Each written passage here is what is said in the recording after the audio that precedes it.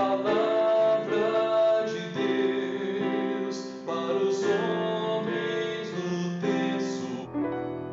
O Senhor esteja convosco, Ele está no meio de nós. Proclamação do Evangelho de Jesus Cristo segundo São Lucas, capítulo 5, versículo 27 ao 32. Glória a vós, Senhor. Naquele tempo, Jesus viu um cobrador de imposto chamado Levi, sentado na coletoria. Jesus lhe disse: segue-me. Levi deixou tudo e se levantou-se e o seguiu. Depois Levi preparou em casa um grande banquete para Jesus. Estava aí um grande número de cobradores de impostos e outras pessoas sentadas à mesa com eles. Os fariseus e os mestres da lei murmuravam e diziam aos discípulos de Jesus: por que vós comeis e bebeis com os cobradores de impostos e com os pecadores? Jesus então respondeu: os que são sadios não precisam de médico, mas sim os que estão doentes. Eu não vim chamar os justos, mas sim os pecadores para a conversão. Palavra da salvação. Glória a vós, Senhor.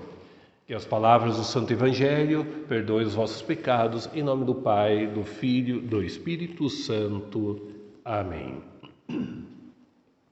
Estimados homens do terço, é bonito a gente ouvir a palavra, e essa palavra que também toca em nossos corações, né? Uma outra palavra, por ali a gente acede a entender o Evangelho.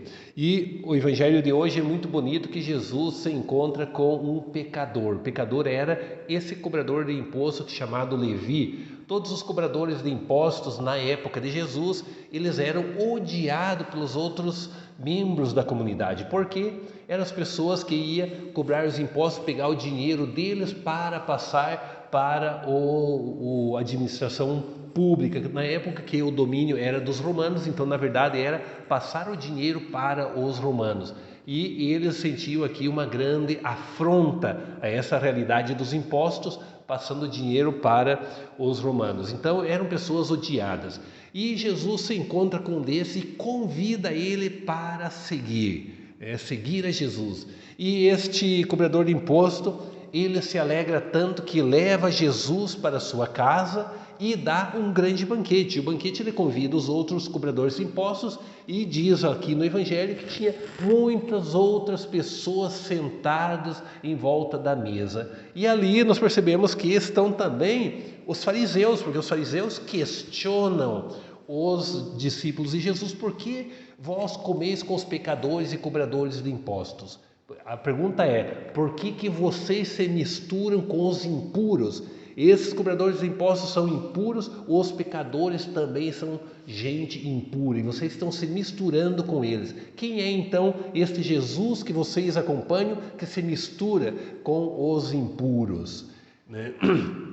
E aí Jesus, ele responde. É bonita essa resposta de Jesus que eu quero novamente extrair aqui do Evangelho. Os que são sadios não precisam de médico, mas sim os que estão doentes.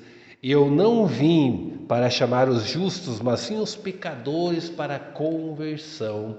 É bonita essa palavra de Jesus.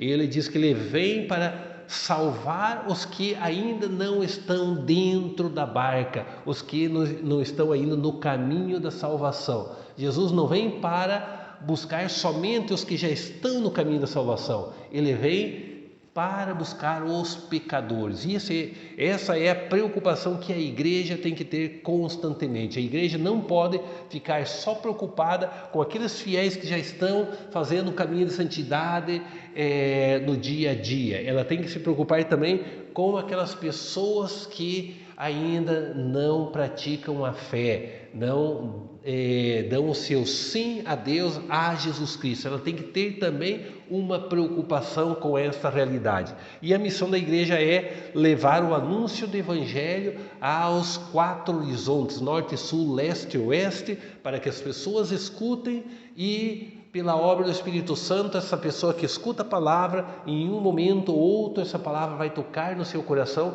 e ela vai buscar as coisas de Deus. Como diz o Papa Francisco, a igreja ela é de campanha. O que é campanha?